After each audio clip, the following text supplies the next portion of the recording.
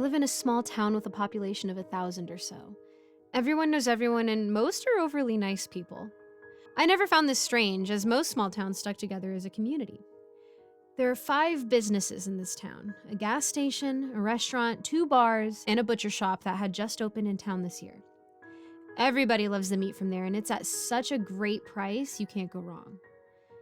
It was a Friday night, around 11 p.m., and I see police lights at the edge of town. A horrible accident had occurred as 2 linemen fixing power lines had gotten electrocuted and their charred bodies laid lifeless on the ground below the power lines. The police were the first to leave, as after they got their details, they took off. The ambulance hadn't arrived yet, as it had to come from another city that's over an hour away.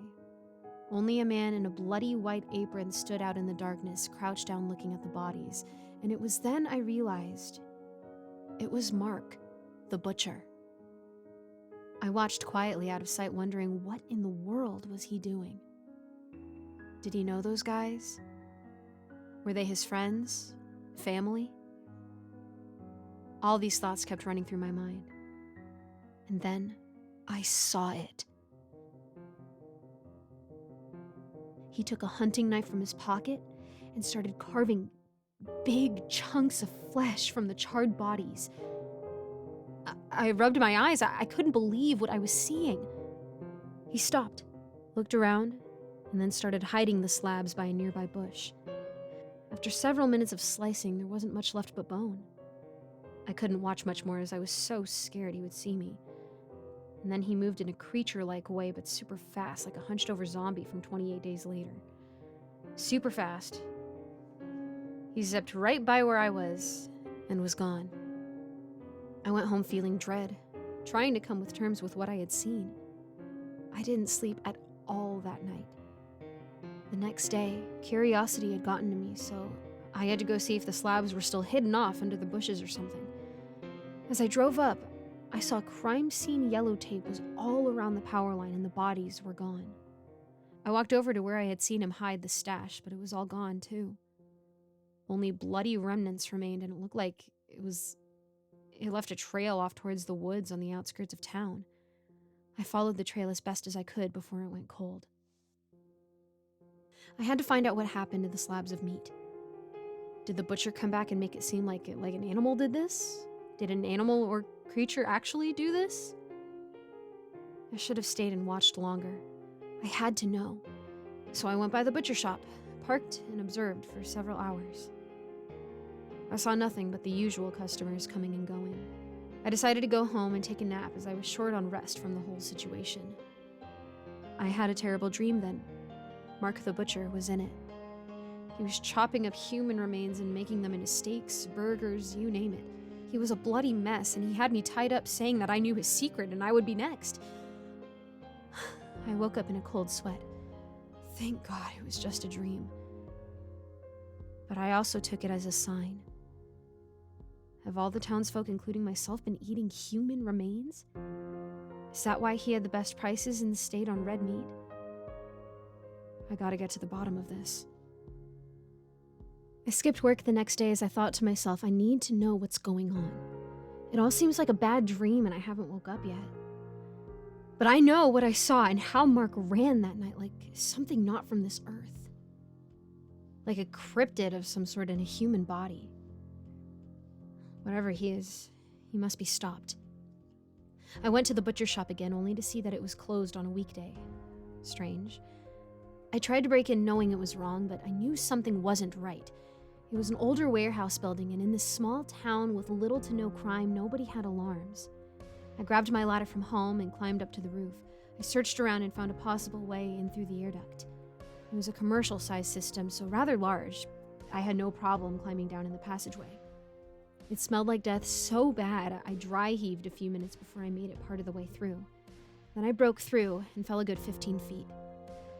Gasping for air I didn't want to breathe as I was in the meat locker. I saw the horror that I had imagined. 2 policemen and a paramedic were hanging upside down with pools of crimson below them. They stunk like they'd been there for a while. Expressionless were the bodies. I then heard a door and a weird grunting and shrieking noise, and I ran and hid behind a stack of crates. Fear was filling my body now as I didn't know what to expect. Bursting through the door, there was Mark, all freakish looking and making animal-like noises as he hobbled quickly over to the bodies. I was a nervous wreck. If he finds me in here, I'm dead. I almost puked as I saw him fill up a black plastic bag, and he was making ravenous creature noises and feasting on the remains. He then started grinding the meat through a hamburger grinder and was packaging it and throwing it in the freezer. I didn't know how much more I could take. His eyes were all black and he had blood all over him. He was acting very strange, and then finally, he left the room. I heard more tools grinding, cutting, chopping in the next room. Now was my chance to get out. With crap luck, there was only one way back out, so I was going to have to stay until he left to go unnoticed. It's been hours now. It's finally quiet. I never heard anyone leave. Trembling in fear, I crawl out from behind the crates and make my way to the front entrance door. I creep as quietly as possible, and I still hear nothing. I push the door slowly open, peeking out in the dark.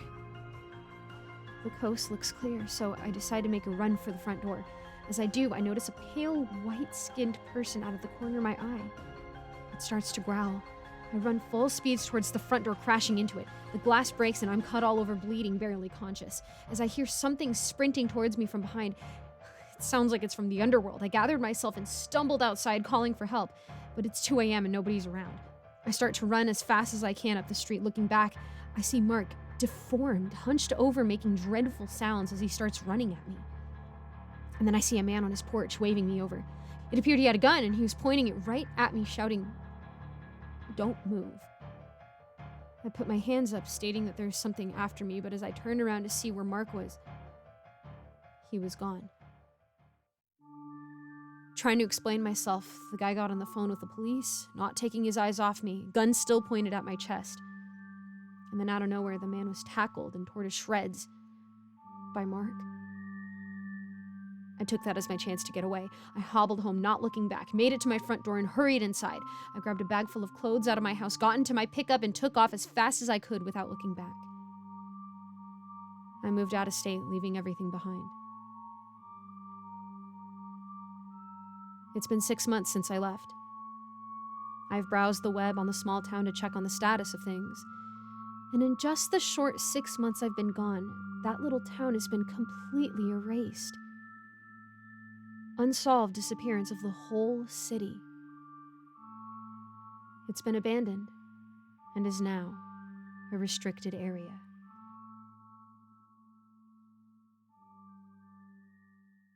Hi everyone, my name is Michelle Renee, but everyone also calls me Giggles. Thank you so much for watching my videos. It really helps a lot. I would also appreciate if you guys liked and subscribed and also hit the notification bell and left comments, all that jazz that you hear from other channels. Anyways, I have to give a big, fantastic thank you shout out to all the people who are currently subscribed to my Patreon. And those fantastic people are Mr. Sankofa, Michael Milburn, Melissa Perez, Geek Sanctuary, Lawrence Wallen, Andrea Zanderson London, Eric Cifuentes, Jesse Hartley, and Icy Narrates.